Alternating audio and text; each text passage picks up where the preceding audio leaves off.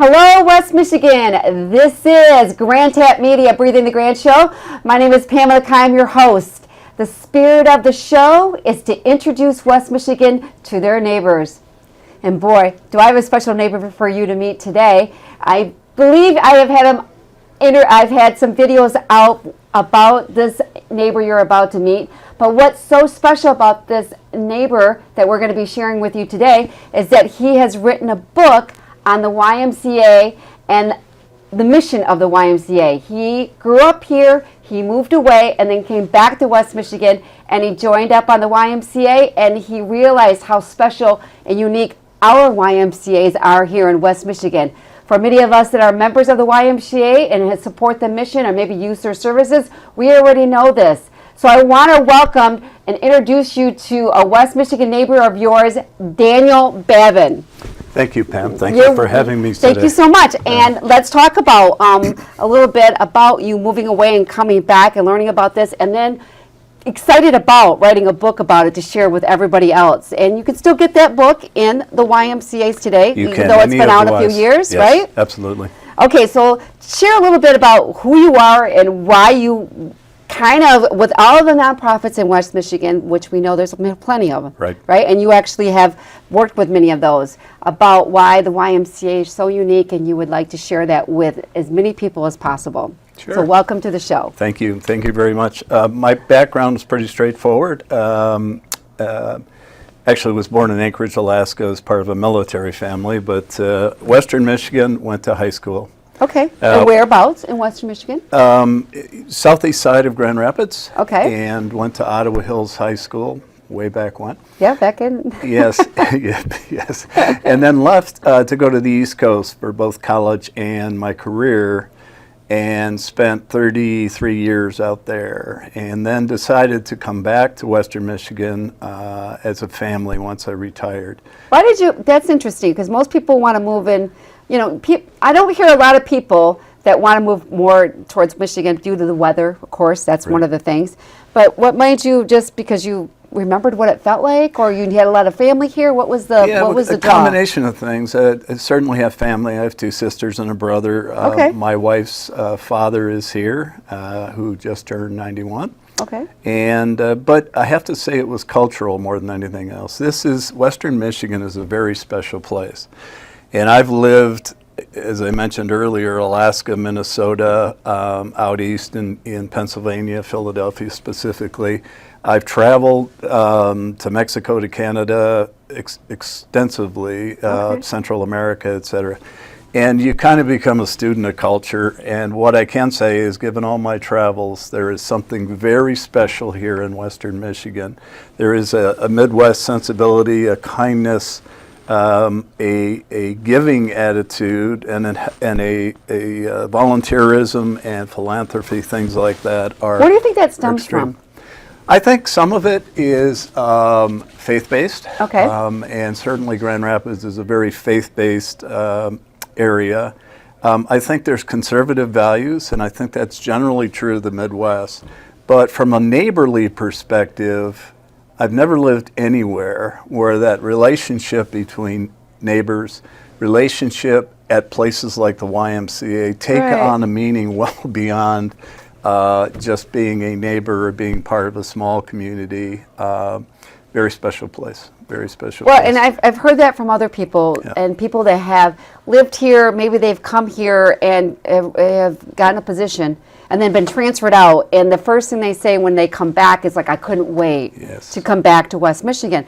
And I grew up here, never lived anywhere else. And my children three of them live in Chicago real quickly, and one lives in LA. And they will tell you that West Michigan is more of a family. I mean, they don't think it's as exciting as, of course, Chicago and LA, right? They let me know that, even though I told them we have a castle now. But they strictly said, you know, if I did decide to have a family, I definitely would love to come back to West Michigan. Absolutely. It has that kind of. And I think that that's one thing that I hear most about, is like there's something different. Even when you come from the east side of Michigan and come over here. Yes. They're like, love it here. I don't hear many people that say, I can't wait to get out of here, right? Well, most people retire to Florida or some warm climate. I came back to Grand Rapids, so there's a statement there as They well. may want to leave in January and February. We can understand that, right? But they definitely. All right. So you came back, and then you got. What did you experience when you came back? It's like, did you want to get into a workout, or what? What made you get into the Y? I have, even during my career, I've been involved with children, whether it was Big Brother, Big Sister programs, things of that nature, tutoring at-risk youth, doing things like that. So I knew that in my retirement, which started in 2012, by the way, that I wanted to do something that gave back and contributed to the welfare of children, especially at-risk youth and underprivileged youth as well. So I moved back here, and the very first thing I did was look for a gym. I've always been a gym rat, and I'm one of those people that works out every morning. Well, you look like you're in very good shape. Well, I don't know about that, but we'll ask my doctor. But I give it great effort. Sure. And that's when this thing with the Y, specifically the Visser Y, but the Greater Grand Rapids Y started, because I found a gym. It was around the corner from my house.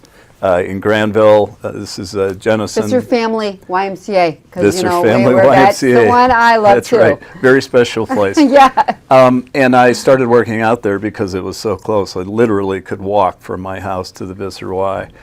And, after a couple of months, I realized, just like Grand Rapids and Western Michigan, there was something far beyond exercise at this particular Visser YMCA. Right. And I began to talk to people, and I joke about it, but, very quickly I had 100 friends who I knew intimate details of, and I see them every day in the locker room, and I know them only by their first name. I And know! To this day, that's kind of part of the culture.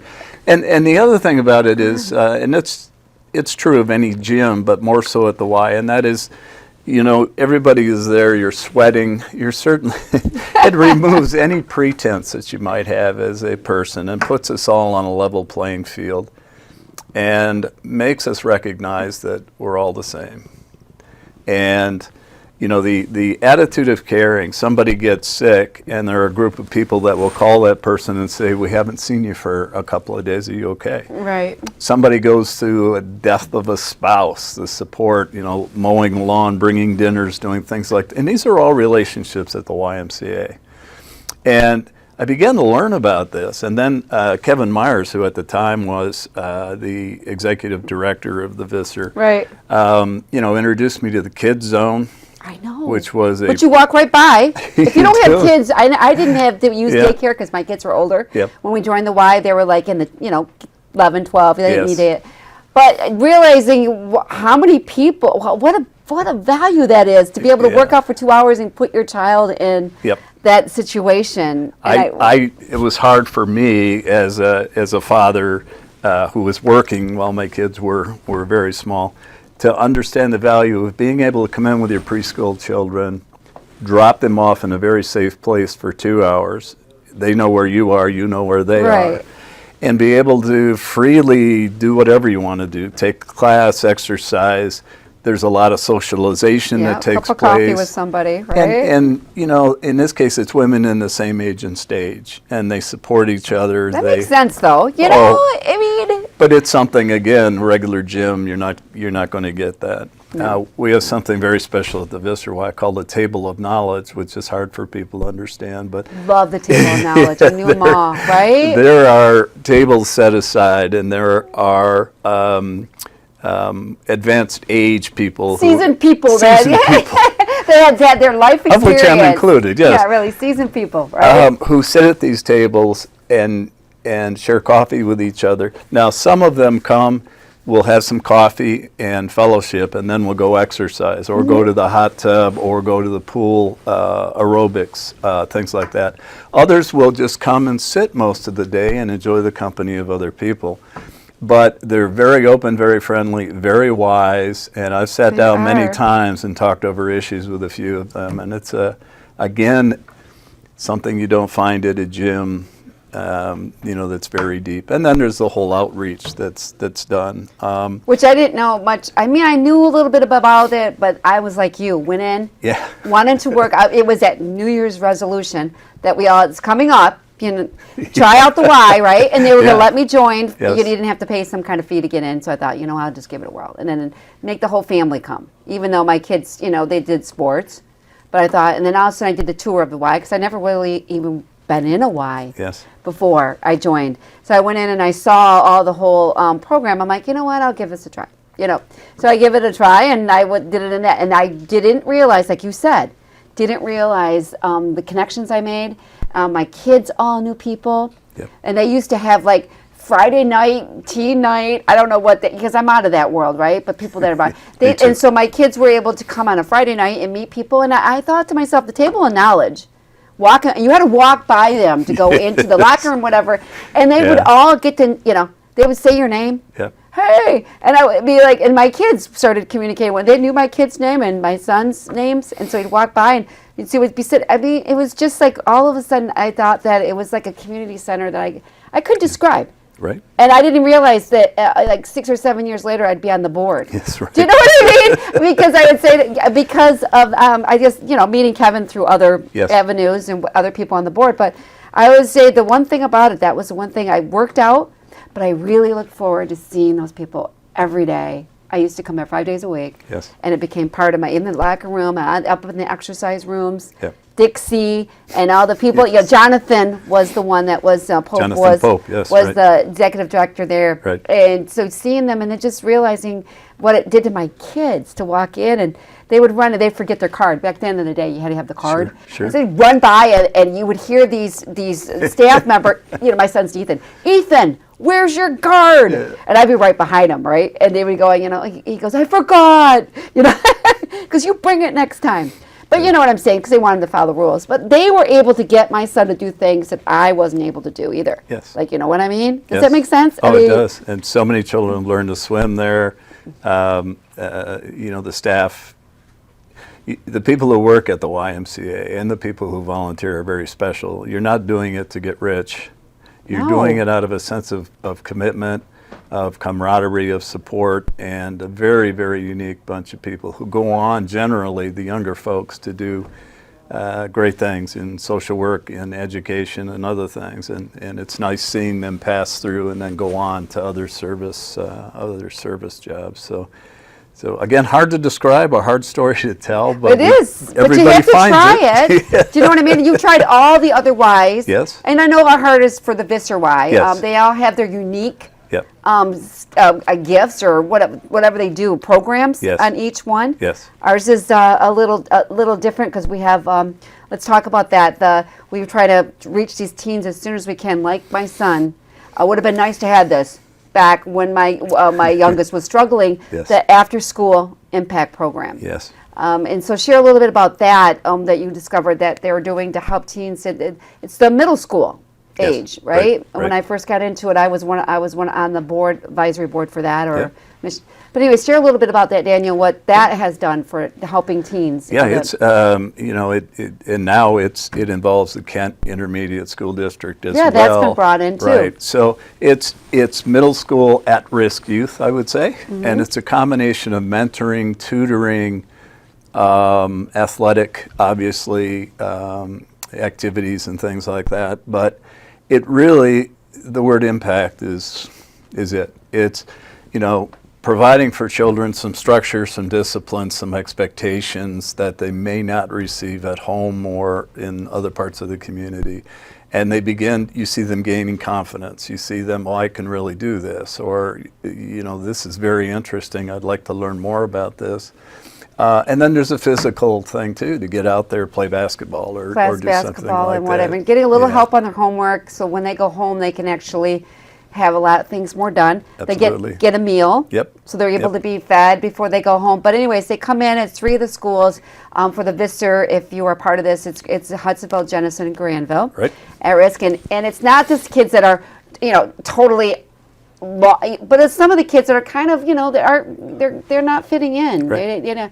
And I thought when they come into this, they're going to be meeting kids from other schools. So they're going to start at a whole different level than maybe they were always kind of on the outside looking in since grade school. Yes. So they're able to meet people. So that's kind of they're helping them. They're listening to them. There's volunteers there. You can get involved in that. But just to get them back on the right track. Yes. And introduce to the, you know what, come on. And then they have some stuff in the summer that kind of keep them kind of busy, the impact program, right? They've done trips to Chicago. And they've done some other activities, right? Yeah, which is wonderful. I mean, there are some children that have never been outside of Grand Rapids. And I know. to take a bus trip to Chicago and be able to experience everything there in the big city is a horizon widening experience, I guess, which is important that kids see what's out there and what's possible. And a remarkable program. Of course, at the board level, we've had former impact program members come in and talk to us, right? Give our testimony about what impact it truly had on their lives, and it's humbling and very encouraging to hear those stories. Share a little bit about that. Was just we started the impact program, and now we implemented the Achievers program. Right, and which is kind of, we put it kind of together to help. We're hoping that these kids that are at risk are going to transition into the Achievers program, which share a little bit of what the goal of that program is. And the YMCA has brought that in. It's been since our 150th year anniversary we had, which was a couple, was it 2 years ago, 3 years now? 3 years. Yeah. Yep. Yeah. So let's talk about what that new program, we're hoping our expectations on that one is. It's called the Achievers program, right? It's the next step, basically. It's there's a continuum, and it is the next step in progression, both by age and sort of stage of helping young people and developing skills that'll translate to the workplace, developing skills that'll translate to interviewing, developing skills that perhaps will lead them to college or a trade school or something of that nature. And you don't have to be a troubled, anybody can join it. That's something, that's what we want to bring in. Yes. You know what? And teaching you networking skills and meeting the people you want to, maybe a career that you want to go into, we can help make that connection, correct? Yes, that's absolutely true. It's again, it's exposing youth to things that they may not get elsewhere. And we know from our studies of children that expectations are very important. And there's a saying by a sociologist that kids will rise or fall to your level of expectation, you being a parent or a mentor or something like that. And it's amazing when these expectations are raised and presented as a challenge, how in any of these programs, these kids, they develop self-confidence. They understand there's a bigger world out there. Right. They understand that the world they were born into is not limiting. They certainly can do so many things. And thankfully, we live in a country like we do where anything is possible. Well, everything is possible. I think they went to, I don't know if they went to, what was it? I thought they went to Purdue. They went to one of those colleges. They did go to Purdue. Right. Yes, in Indiana. Because some of these kids have never been on a college campus. Right. And so they got introduced to that feeling of being. And I thought that was really kind of cool, wasn't it, to have that? Open their horizons and expose them to the wonderful things that are out there in this life, for sure. But I think is it junior high, or isn't it the high school? They become part of it once you hit high school level. That's ninth correct. grade? Yes, it's meant to be an extension of that continuum, whether it's the impact program or whatever it is. I mean, it's almost lifelong. He's starting a kid's zone. Yeah, really.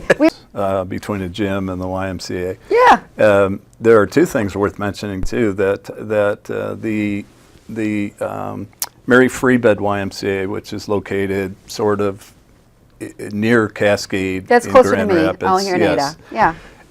First of its kind, only one of its kind, of what's called universal design, so that any person with a handicap of any kind can use the exercise equipment just like you or me. And all of this is specially designed, the whole building is specially designed to be able to accommodate autistic children, obviously amputees, people who are recovering. And it's a partnership with Mary Free Bed, which is a fantastic rehabilitation hospital here in Grand Rapids. And it's the interviews that I did out there for the book were among the most moving, because you had people who were injured in the various wars of recent, we've had people who've had head injuries. We have a couple of double amputees. Right. People who have been in car accidents, and you know, there are basketball courts. There is a softball field that I have never seen anywhere in my life that accommodates wheelchairs. Wow. And there are all these facilities for people, and the stories were amazing. That, you know, people who kind of went into a depression, had sort of given up on life, and became involved and found that you know, they could play basketball, they could do anything anybody else could do, Sure. and really find that And physical. meet people. That's really what you're saying. Oh, To absolutely. Meet other people there that are maybe are several struggling. clubs that have come out of that, and I wish I could remember the names of them, but anybody could call and find out.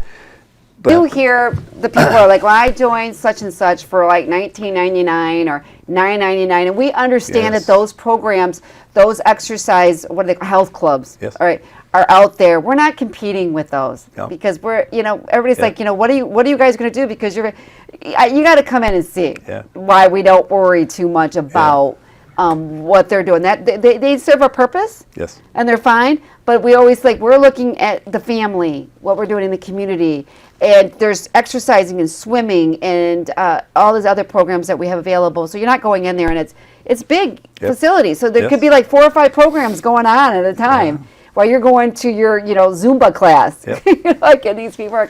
But a lot of people don't know. 1844, George Williams founded in London, England, the YMCA, and many firsts in the YMCA. A lot of people don't know that. First of all, today the YMCA is the largest child care facility in the world, not just in the Yeah, I United learned that from States. your book too. Amazing. And I've used that Yeah. when I've had to make a speech. Basketball was invented at the YMCA. Volleyball was invented at the And YMCA. and people love those today, Yeah, right? yeah. They love those sports. The Father's Day, the concept of Father's Day was started first by the YMCA, and then it caught on from, I believe, the state of Oregon, and then spread across the United States.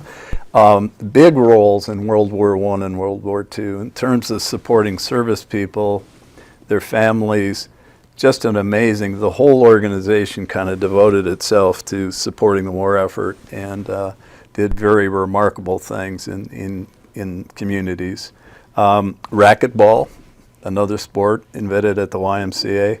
Wow. And then an unknown chapter is in 1967, the dedication to supporting civil rights, the YMCA. Yeah, that was one thing too. Yeah, when I was reading your book. Very Amazed. extent. So again, I mean, I was prepared to write a book on the history of the YMCA, but the real story are the members and the staff and the leaders and the culture and just the support you feel, the emotional support you feel when you're there.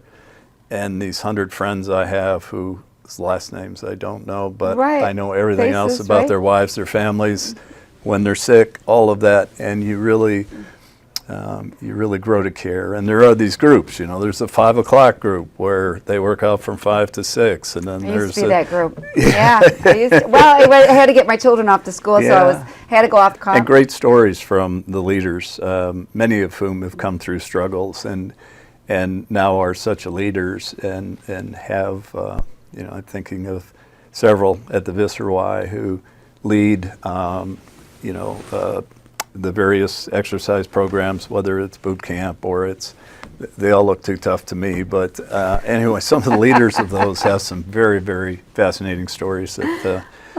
Okay, so let's talk about, we had that luncheon and what it means and why we were raising money and the importance of us raising money to help people experience the YMCA. Yep. And go to these, you know, especially the camp. Yep. Manitou. Is that, am I going to say that right? Yes, Okay, yes. let's, I'm leaving that to you. So what was yesterday? Well, there are scholarships, obviously, to get to the camp. Right. And amazing experience. There were people at my table who had attended many years ago the camp. And interesting, yesterday at the Hour of Impact, there were 8 speakers located in the corners of That was Frederick Meyer impactful, Garden. don't you think? It really was. There was one gentleman was talking about his diagnosis with cancer and how the Y played a role. We had a woman who talked about breast cancer and the impact. Many people. My husband was really moved by the one that her son was burned. Yes. And he joined the yes. Y. He said that just, oh man. Yeah. they were, and those are the stories that you want to hear. I think also important is the fact that we had Mayor Rosalind Bliss as our keynote speaker. Yes.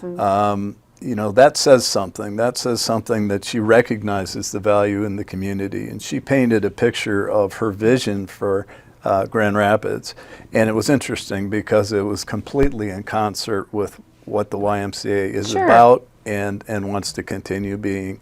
So very well attended, a wonderful, wonderful event.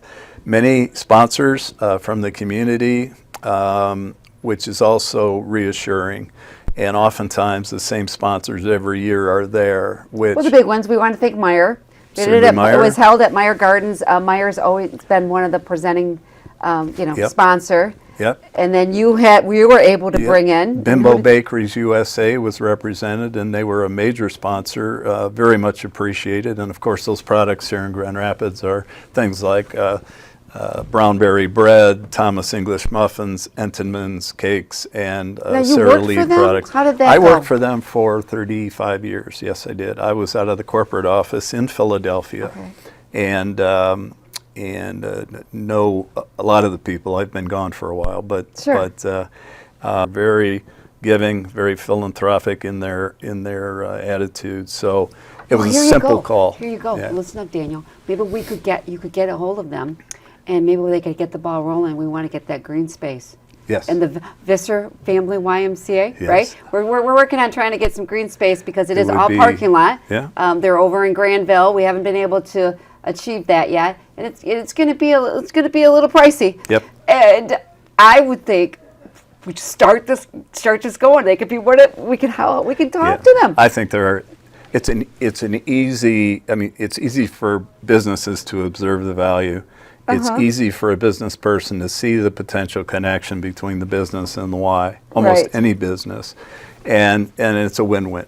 And it is. the more people we can serve at the YMCA through the donations, not only of these corporate members, but whether it is to provide a scholarship to Camp Manitou, or be able to we put on races. What did he say? It was $60 to teach a kid how to swim. It was wasn't That's it? exactly right. It was And only save 60, a life skill. potentially. That's absolutely right. You can never get that taken away. Once you know how to swim, you know how to swim. So we want people to come into our community, share about how we have the YMCA is a plus. How well the YMCA does in our community. Yep. Do you know what I mean? Because Absolutely. it's not like that everywhere. Because I've been No, in not at your all. leadership meetings and they're struggling, right? Absolutely. And we have a strength in building West Michigan with the YMCA mission out there. Absolutely. Correct? Absolutely. All right. I want to thank you so much. I want to get this book. You can find this book where? Any YMCA, if you talk to somebody there, they will either reorder it, or there are still some books, I believe, in each facility. All proceeds go directly to the Greater Grand Rapids YMCA. So, and you can go to Grand Tap Media, or my YouTube channel. There's a lot of stuff on the YMCA, people that are involved in the YMCA and what it does in the mission. But we want to thank you so much for being here. And I really do want to thank you for this book, because it did, even as a board member, you gave this all to the board members, and I didn't realize what a jewel this was going to be down the road. And additional stories that I'll carry with me for the rest of my life, for sure. So. Right. So if you, at the end of the year, now we're going to the end of the year. If you have an organization, your company, or you want to contribute to a great mission, please, you can contact Daniel. Where can they contact you, Daniel, if they want to reach out and be part of the YMCA of giving a donation Actually, or more information? the personal email that I use is D as in Daniel, P as in Patrick, Babin, BABIN 50. It's been many years since I put at yahoo.com. So dpbabin50 at yahoo.com, and I will absolutely respond. Right, and maybe you'll see us on social media. I know you don't do it, but I do. And we're going to keep going out and sharing the YMCA mission. So this is Pamela Keim. Thank you for being here on Breathing the Grand Show, and we will see you next time. Take care. Perfect. Yeah, that went very well.